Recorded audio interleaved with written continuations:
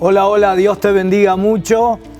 Qué bueno es compartir otra vez este tiempo que hemos separado siempre para buscar del Espíritu Santo su guía, su dirección, porque nuestro anhelo es que todo lo que el Espíritu quiere hacer, ese vino nuevo que quiere estar derramando sobre tu vida, sobre la congregación a la que perteneces, sobre la iglesia del Señor, pueda encontrar en nosotros los contenedores adecuados, los odres que permitan que ese vino fluya y que se exprese también en la realidad de nuestras vidas, de la sociedad y de los ambientes en los cuales nos movemos.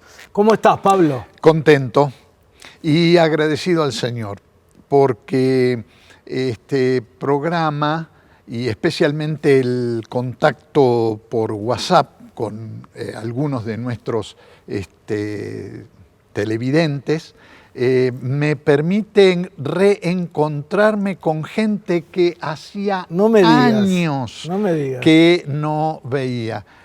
Algunos de ellos en el extranjero, otros que fueron alumnos míos hace muchos años atrás, cosas, bueno, son esas cosas lindas que ocurren, y este programa me ha dado esa oportunidad, digamos, un plus de saber de ellos por su saludo, su participación, los mensajes que nos envían, ¿no? Sí, leía hace algunos programas atrás en el chat que una familia querida de Rosario, los Simari, te saludaban, ¿no? No sé cuántos años hacía que no los veías, ¿no?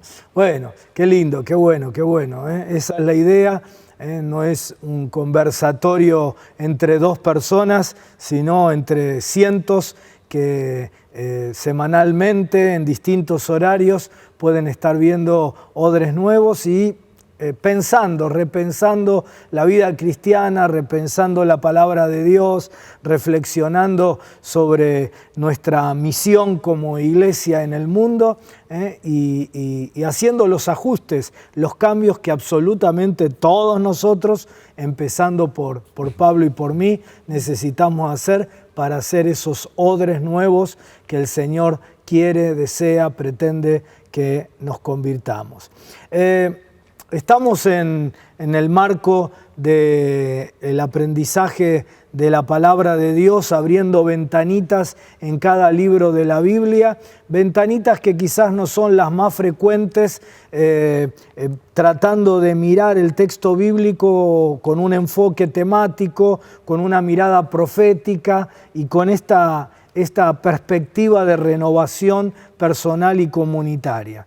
Hemos llegado en el programa pasado al libro de Jueces, lo hemos linkeado con el libro de Josué, hemos visto un poquito en el programa pasado acerca de esta relación entre la idolatría, la vida moral, la corrupción nacional de Israel y sus consecuencias prácticas, sus consecuencias para la vida cotidiana, y las hemos aterrizado a nuestra propia realidad en nuestro continente, en cada una de nuestras naciones, donde lamentablemente la idolatría es muy fuerte, cada vez es más variada, cada vez adquiere nuevas expresiones, aunque la esencia es la misma, y hemos visto cómo eso redunda en planteos, en comportamientos, en conductas personales y colectivas alejadas de la voluntad de Dios, y cómo eso destruye la vida diaria de la gente, cómo eso la sume en principios de muerte, de pobreza, de miseria, de injusticia, de analfabetismo, etc. De todos los males colectivos y personales que vivimos en nuestro continente. Lo estamos haciendo surgiendo todas estas reflexiones desde el texto bíblico, que como ustedes saben, seguimos a través de la Biblia de la Reforma, que es la Biblia que el pastor Pablo guió en la edición general, de la cual yo también participé, y que vos podés tenerla para hacer tu propio estudio personalizado a través de Editorial Peniel, tanto en la web de Peniel como en sus locales. Hoy quiero, Pablo, que entremos en un tema. Cuando vos y yo pastoreábamos acá la iglesia juntos, ya tuvimos algunos, ataques, o recibimos algunos ataques, porque fuimos uno de los primeros, por lo menos en nuestra denominación, en ordenar al pastorado a mujeres. Sí. Y un buen número. Ordenamos a muchas mujeres, ¿no? Y entonces hoy quiero que entremos, abriendo una ventanita en el libro de Jueces. Ahora te voy a leer el pasaje para que lo que charlemos tenga esa inspiración y ese fundamento bíblico, que entremos en el tema del rol de la mujer en la sociedad, en la iglesia, con una mirada teológica del tema. Lamentablemente en nuestra sociedad nos vamos pendularmente del patriarcado al matriarcado, del machismo al feminismo, y sin encontrar balances, ¿no? Y en el libro de Jueces encontramos allí una historia, en el capítulo 4 principalmente, pero continúa luego también en el capítulo 5, encontramos la historia de dos mujeres que en medio de un contexto, como ocurre en el libro de Jueces repetidamente, de opresión de Israel en manos de los cananeos, se levantan dos mujeres. Primero se levanta Débora como la líder, Dios la levanta como jueza de Israel, pero aparece en el mismo episodio otra mujer llamada Jael, que es la que le pone la frutilla a la victoria, ¿no? La frutilla al postre de la victoria, ¿no? Y estas dos mujeres se convierten en las protagonistas de esta historia, en las protagonistas de la liberación, y se inicia con Débora un ciclo de otros 40 años donde Israel tiene un descanso de la opresión cananea. ¿Sí? Entonces empiezo con el versículo 4 del capítulo 4 de Jueces, que dice: gobernaba en aquel tiempo a Israel una mujer, Débora, profetisa, mujer de Lapidot, ¿no? Es decir, ahí vemos un liderazgo nacional conducido por Débora. Sí. Y quiero que tiremos de la piola de este tema del rol de la mujer en la sociedad y en la iglesia a partir de esta historia que está en el libro de Jueces con estas dos mujeres. Quizás es bueno primero plantear un poco el contexto más amplio posible, tomando en cuenta todo el Antiguo Testamento, y decir que contra lo que a veces se supone en términos populares, la mujer tiene un protagonismo extraordinario en todo el Antiguo Testamento. Ya desde el acto mismo de la creación en Génesis, la mujer no aparece como un personaje secundario, sino como un gran protagonista. La primer declaración bíblica en relación con el ser humano es que Dios crea al ser humano varón y hembra. No dice varón, punto. Varón y hembra. Esa declaración, desde un punto de vista teológico, no es insignificante, porque marca el perfil, la valoración del ser humano, y particularmente de ese aspecto del ser humano, que es el aspecto femenino, de ahí para adelante. Y marca también, perdóname que te interrumpa, marca también el plan original de Dios. El plan original de Dios. En Génesis 1 al 3 tenemos el modelo original de Dios, la voluntad original. Exacto. ¿No? Y ese modelo original es un ser humano, no dos, un ser humano que es varón y mujer. Es en la combinación de estos dos aspectos de la humanidad que se da la humanidad plena. Permitime otra interrupción y ya prometo dejarte... No, dale. No, porque quiero decirles a nuestros amigos, hermanos en Cristo, hay algunos de los más fieles televidentes de Odres Nuevos son pastores y líderes de congregaciones que tienen otra perspectiva sobre el tema que vamos a desarrollar.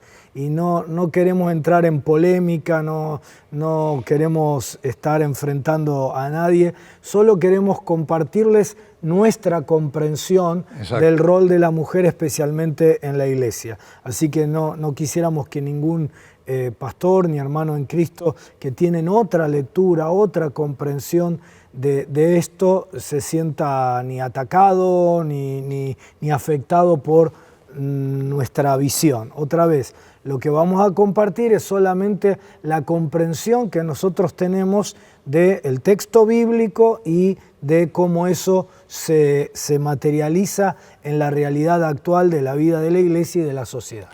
Hecha esta aclaración oportuna, precisamente esto que estamos mencionando es el fundamento teológico de toda la conclusión que podamos sacar hacia adelante.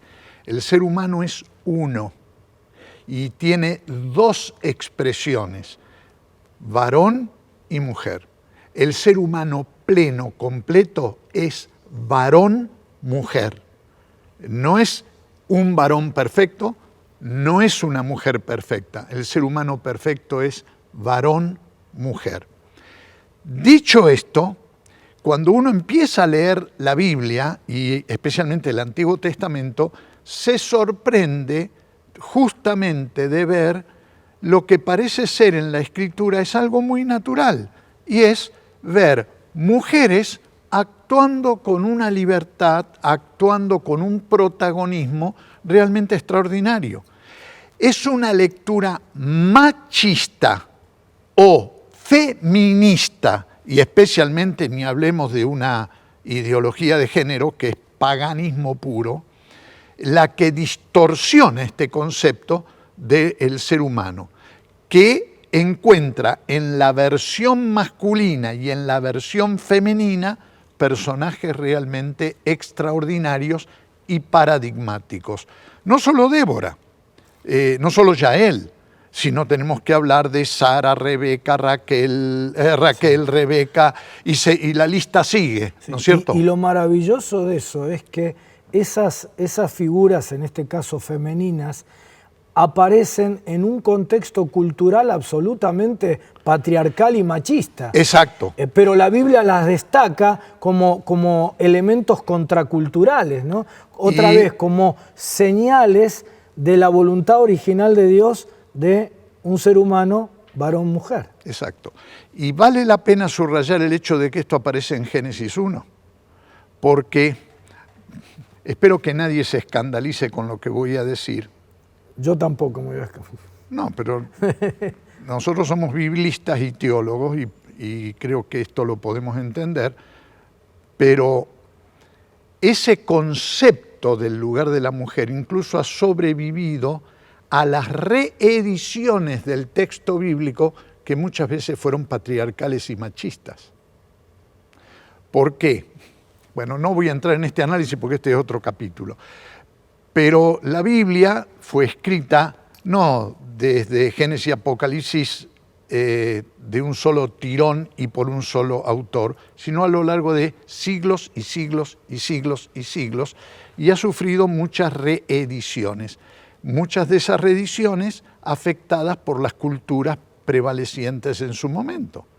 Por eso hay una lectura patriarcal de la Biblia. Ahora, más allá de esa superficie patriarcal y muchas veces machista, hay que ir un poco más abajo hasta descubrir dónde está la voluntad y el propósito original de Dios. Y la voluntad y el propósito original de Dios está en lo que acabamos de decir. Varón y hembra los creó. Y de vez en cuando aparecen, y son ejemplos admirables cuando se los analiza en profundidad, mujeres cumpliendo roles de liberación, roles ejemplares, dignos de ser imitados, ¿verdad? Y que son verdaderas heroínas que van siguiendo el texto de la palabra de Dios. Digo esto un poco por la advertencia que vos hiciste también antes. Yo tengo 3 comentarios escritos sobre el libro de Cantar de los Cantares. Y en uno de esos comentarios, en la introducción, que es una introducción crítica, sugiero que el autor del Cantar de los Cantares no fue Salomón. Y estoy casi convencido que no fue. Si alguien no está de acuerdo, quizás nos podemos sentar a tomar un café y lo vamos a discutir desde el punto de vista erudito, científico. Y sugiero que el autor muy probablemente era una mujer. Es muy interesante cuando uno cambia el enfoque, cómo cambia la lectura del texto. No es lo mismo leer un material, un poema, porque es una poesía tan maravillosa como el Cantar de los Cantares, desde la perspectiva de un varón que desde la perspectiva de una mujer. Cuando vos lo lees desde la perspectiva de una mujer, la riqueza que tiene ese texto es extraordinaria. No voy a dar los detalles porque entonces sí se van a escandalizar. No, y tenemos que esperar a llegar al libro de Cantar de los Cantares. Pero a lo mejor ese programa lo vamos a tener prohibido para menores de 18 años. Al margen. Entonces, muchas de nuestras discusiones en la interpretación y demás vienen de lecturas afectadas o por el machismo o por el feminismo. Y por eso es necesario, antes de entrar a la discusión, afirmar el principio original. Varón y hembra los creó. No es ni uno ni es el otro. El ser humano perfecto, el ser humano que Cristo redimió, el ser humano que es heredero de una vida abundante y con propósito, es varón y mujer. Ese es el ser humano creado a imagen y semejanza de Dios.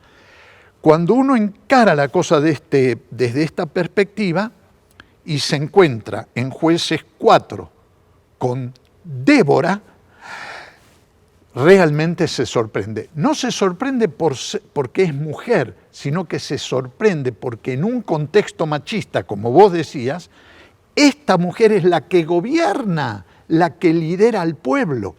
Y hay otro detalle más que el texto lo destaca, y es que Débora, además de mujer, era profetisa.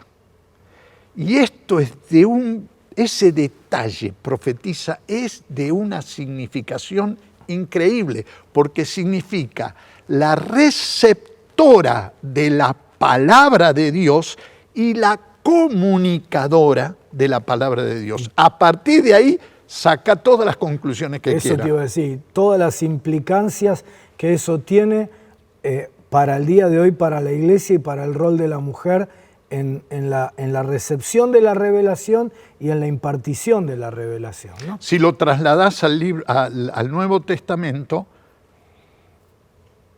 y tomás el don profético como don del Espíritu Santo y desarrollás una neumatología bíblica, vas a llegar a la conclusión de que Débora, Susana, Mirta, Silvana, Norma, etcétera, etcétera, tienen la plenitud del Espíritu Santo, el mismo Espíritu Santo que vos, que yo, que...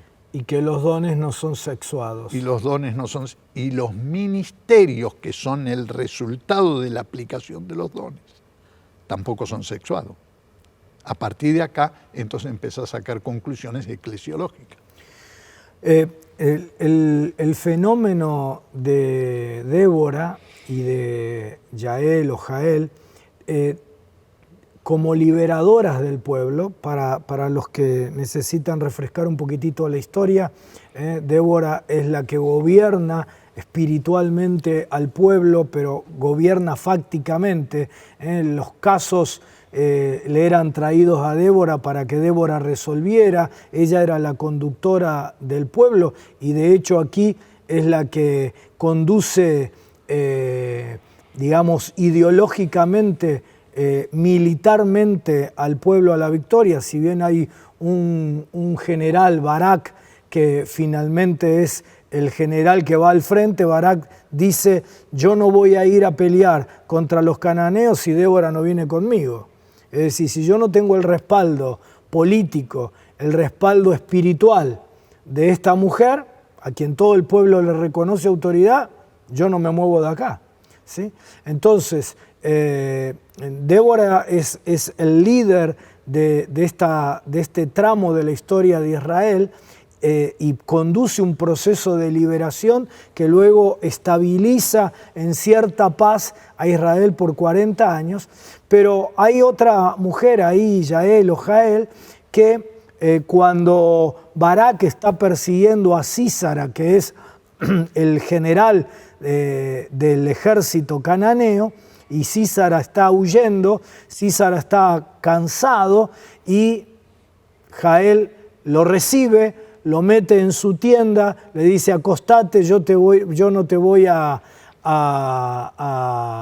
entregar al enemigo, y le da leche para que tome. De paso, para los que padecen de insomnio, parece que la leche te seda, y Sísara se quedó ahí dormidito, y Yael agarró una cuña ahí y le metió una estaca y le metió un mazazo con la estaca en la sien a Sísara y lo derrotó, obviamente lo mató, y de esa manera se concluye el proceso de derrota de los cananeos. Es decir, y luego viene un cántico, ¿sí?, sobre Débora y sobre Jael como las dos grandes protagonistas de la historia, ¿no? Y interesante después para que lo analices ahí en tu casa, en donde el cántico no solo habla de ellas, sino habla de los hombres que se quedaron escondidos en las tiendas en lugar de ir. Se lo levanta también a Barak como el varón que se atrevió a tomar el mandato de Débora e ir a pelear.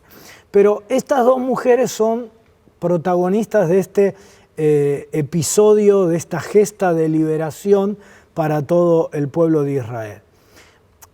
Gestas de liberación que se repiten en América Latina. Sí. Muchos de los movimientos sociales que luego generan cambios, y no estoy hablando solo a nivel de la cúspide de lo político, sino en las bases, ¿no? Estoy hablando de las bases. Muchos de los movimientos sociales que provocan cambios, que provocan nuevos momentos en las historias de los pueblos de América Latina son liderados por mujeres. Exacto. Y el problema está no con la realidad, sino el problema está con quienes relatan la realidad y quienes registran la realidad. A ver si me explico.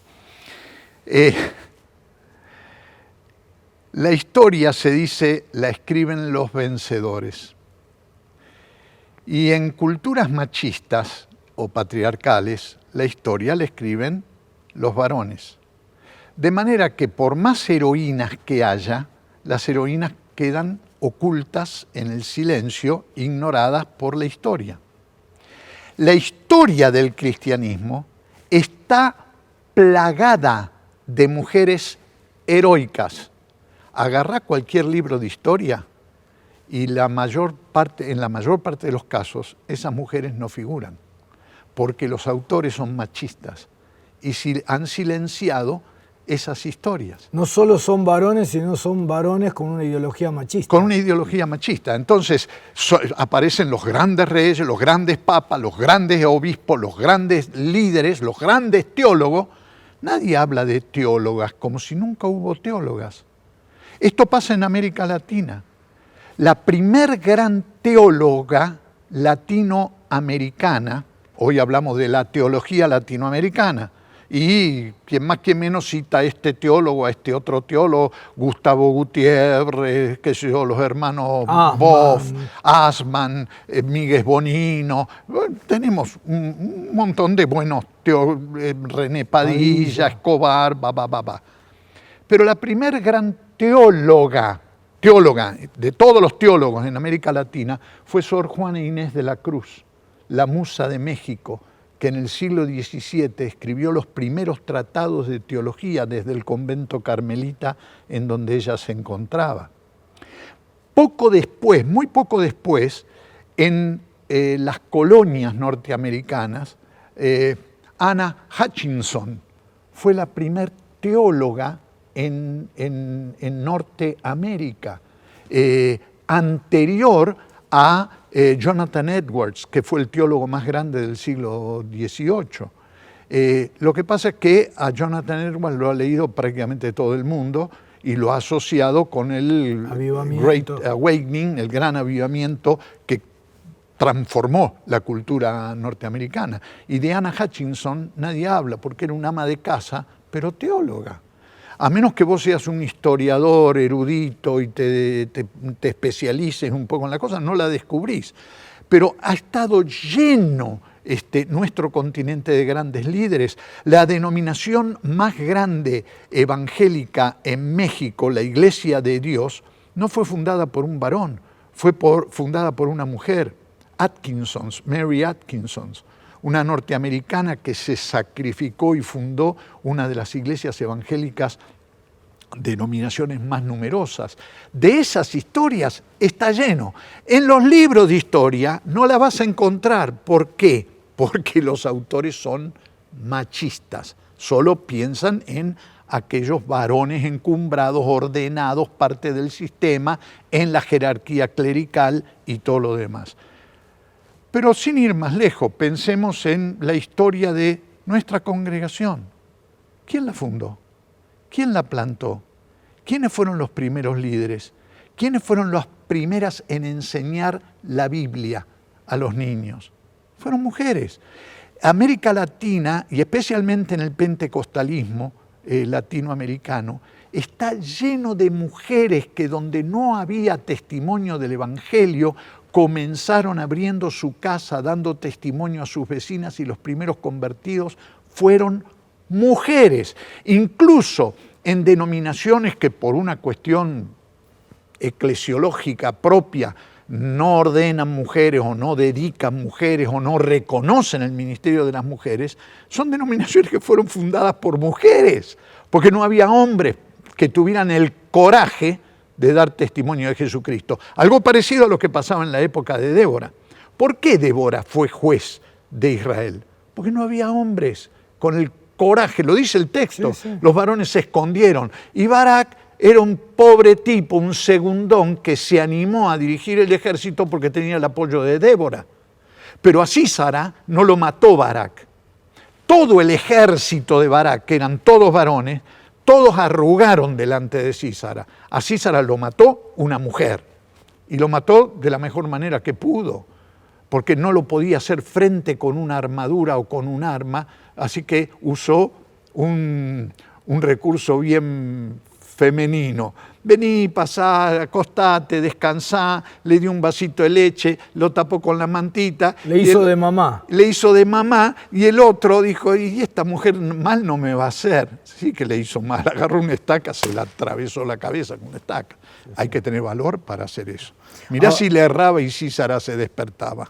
Ahora, es interesante que la mayor parte de las iglesias evangélicas en América Latina están compuestas mayoritariamente por mujeres. Por mujeres.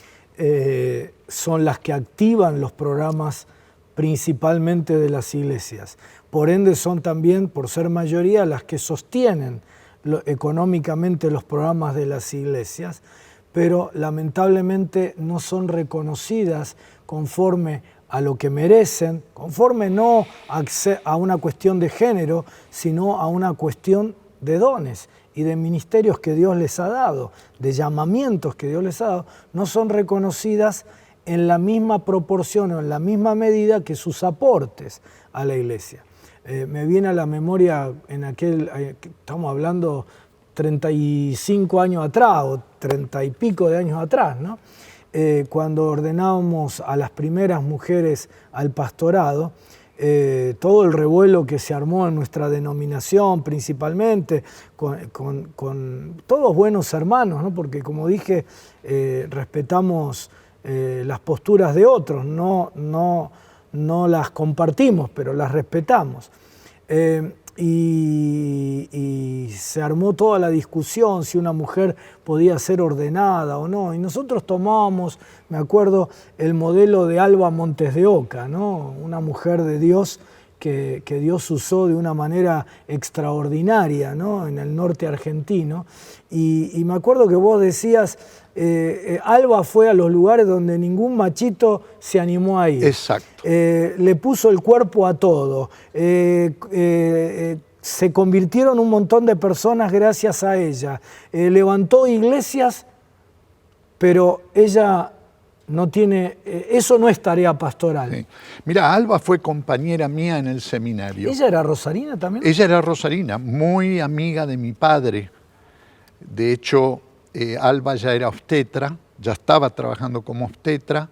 Ella era de la Iglesia Bautista del Oeste y por 1 año, 2 años, nosotros vivimos ahí en una casilla mientras mi papá terminaba su carrera de medicina.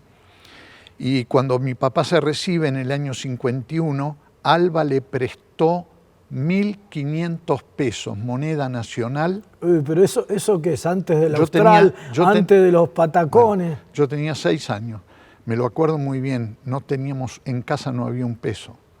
Y ella le prestó ese dinero y mi papá con eso compró un escritorio, una camilla, una vitrina y un diván.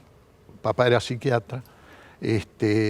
Y con eso mi papá empezó su consultorio. Alba fue la que lo ayudó a empezar. Así que toda la vida, y después me la encontré, ella se graduaba cuando yo ingresaba al seminario. Alba se va al Chaco, junto con, después se armó un equipo, Raquel Gracioli, había otra chica más, ahora se me fue el nombre, más tarde apareció Miriam Brunner, todas esas mujeres solitas, en medio de la nada, trabajando con indígenas tobas, peleando con los hacendados que querían esclavizar a los indios, peleando con los gobiernos corruptos que estaban con los hacendados, tratando de sacar al indígena de la ignorancia, de la enfermedad, de la muerte, de promoverlos. Lo hicieron solita. ¿Y sabés qué? Plantaron las iglesias tobas. ¿Y sabés qué? No podían celebrar la cena del Señor porque, fíjate, el absurdo en iglesias bautistas, una negación de los principios bautistas, el absurdo. No podían celebrar la cena del Señor porque no eran ordenadas. No podían bautizar porque no eran ordenadas. Tenía que venir un pastor ordenado. Y no eran ordenadas porque eran mujeres. Y no eran ordenadas porque eran mujeres. El absurdo.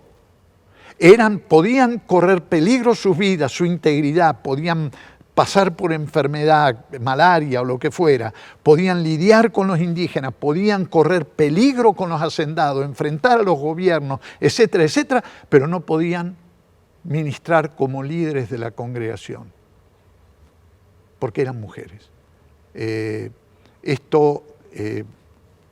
Gracias a Dios, creo que se ha ido arreglando con el correr del tiempo, ¿no?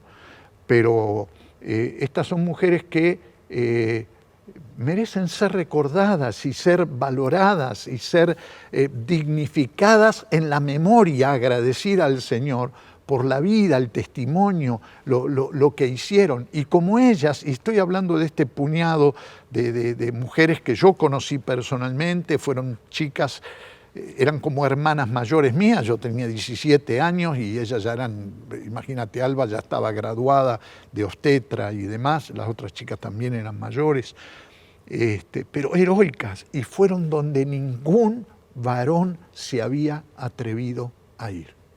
Ahora, estas que mencionaste son un puñadito dentro de nuestra denominación.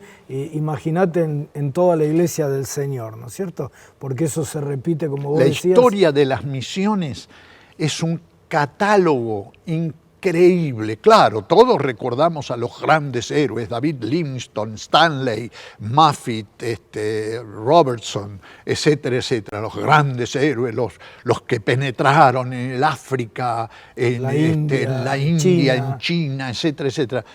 Detrás de ellos iban un montón de mujeres. Por empezar, iban sus esposas que a los 3, 4 meses se morían. Se morían en el primer parto. Nadie habla de eso. Sí se habla de que tradujo no sé qué, el otro que descubrió la fuente del Nilo, el otro que logró después de 18 años un convertido en Cantón en China, como Robinson. Pero ¿y sus mujeres?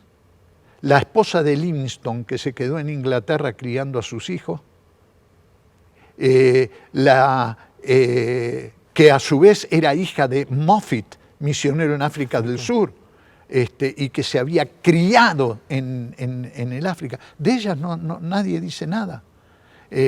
Nadie dice nada de la esposa de Carey, que terminó loca, mal de la cabeza, porque no aguantó la vida en la India. Fue un sacrificio.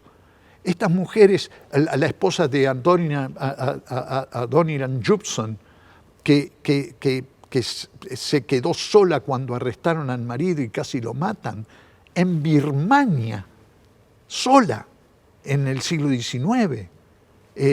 Las historias misioneras hablan de los grandes misioneros y sus esposas y sus hijas y otras misioneras que se fueron solas, como Carlota Moon.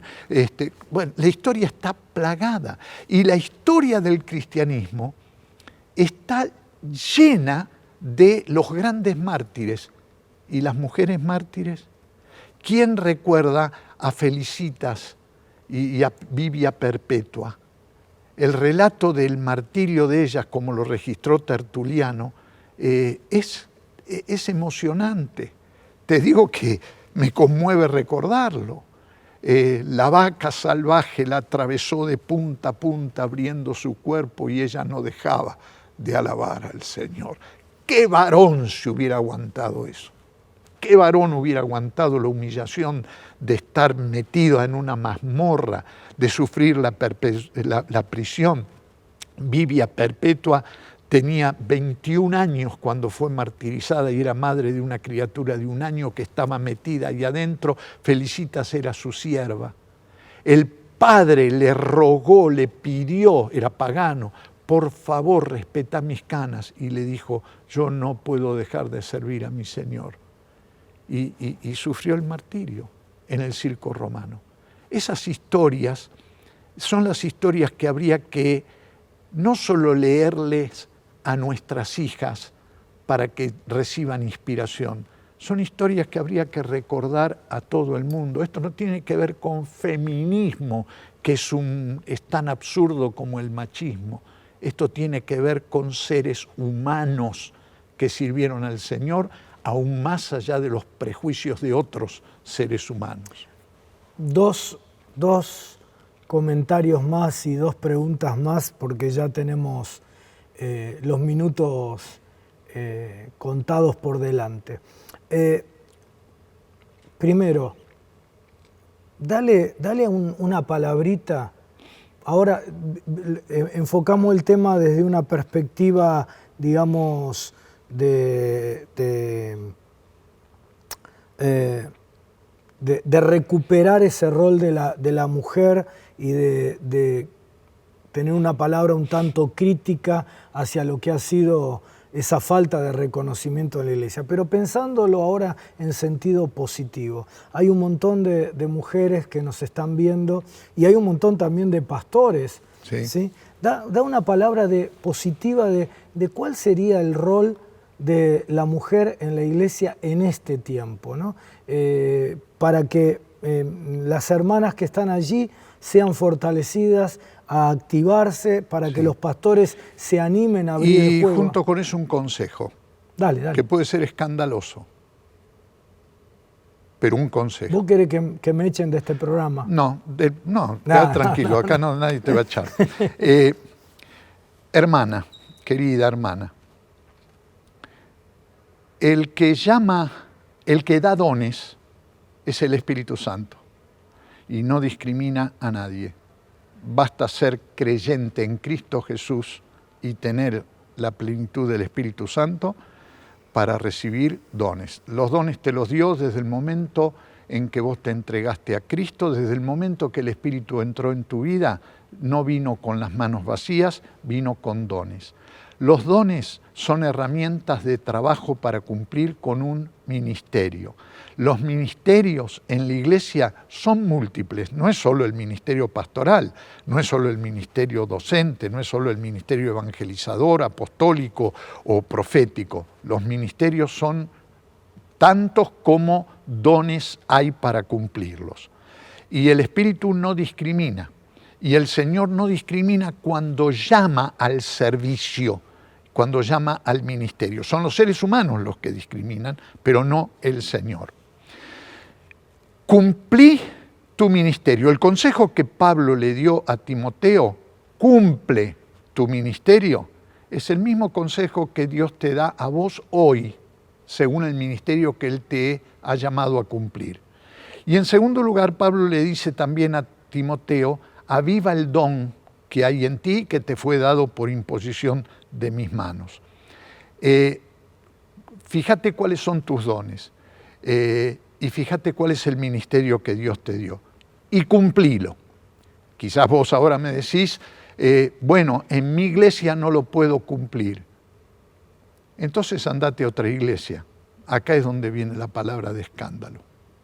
Pero esto es lo que le dijo Jesús a sus discípulos. Vayan a predicar el Evangelio, entren a un pueblo. Si los reciben, digan la paz sea en esta casa y compartan la palabra.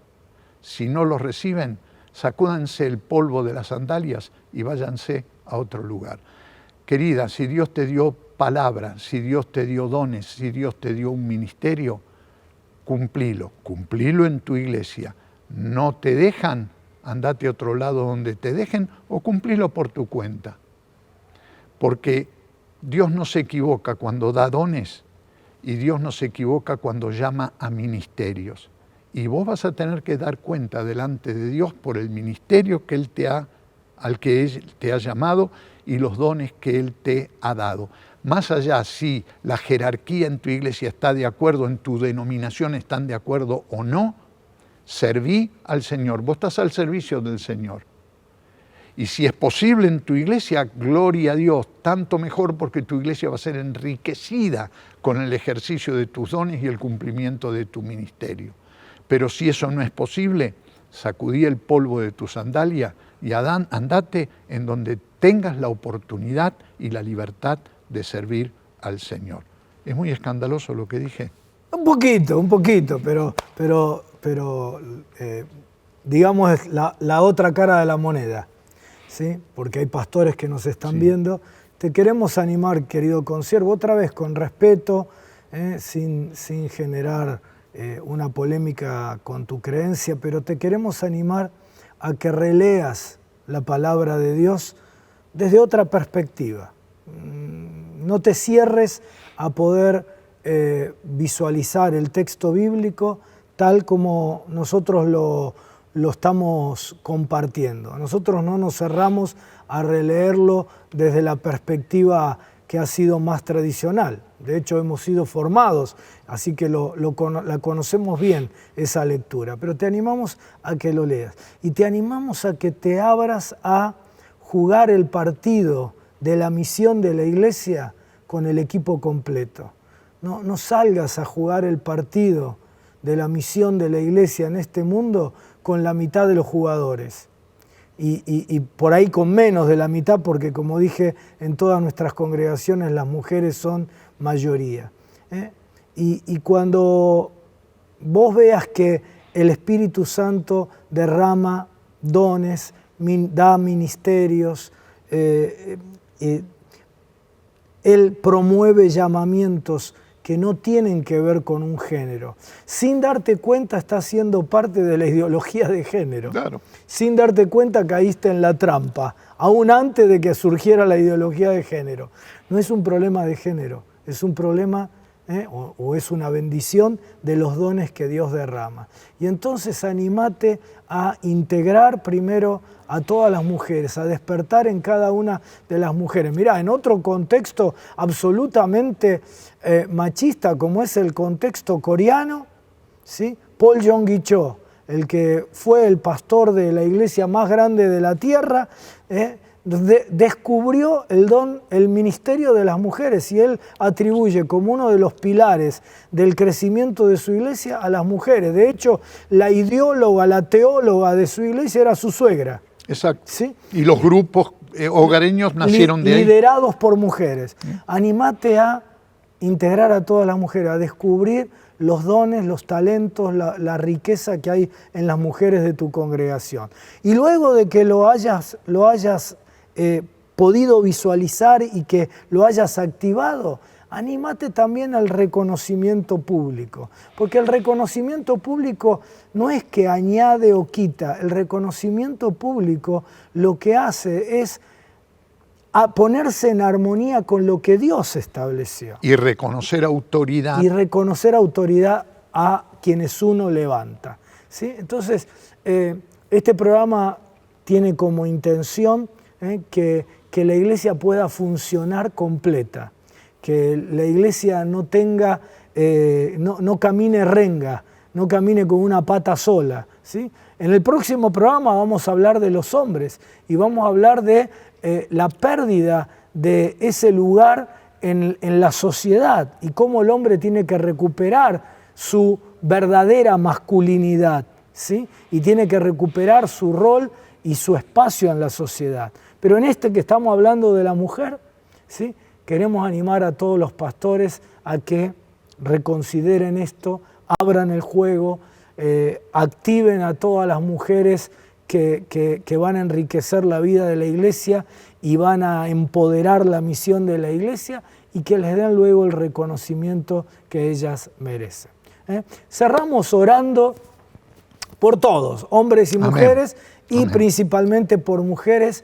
Vamos a tener una oración, ahora el pastor Pablo va a orar, teniendo una oración de, yo te voy a pedir este énfasis, Pablo, de activación Exacto. De los dones. Amén. ¿Sí? De impartición, sí. Del empuje espiritual a través de la oración, del envío, esa es la palabra bíblica, del envío sí. A las mujeres a la Amén. Misión. Amén. Sí, oramos entonces. Señor,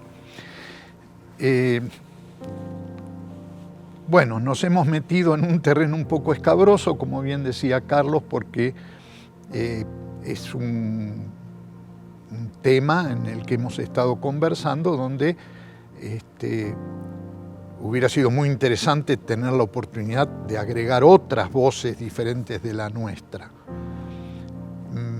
Pero gracias por la oportunidad que nos diste de por lo menos poder expresar, compartir nuestra visión, nuestra perspectiva sobre algunas de estas cuestiones a la luz de esta experiencia bíblica tan interesante como es el liderazgo de Débora en relación con el pueblo de Israel.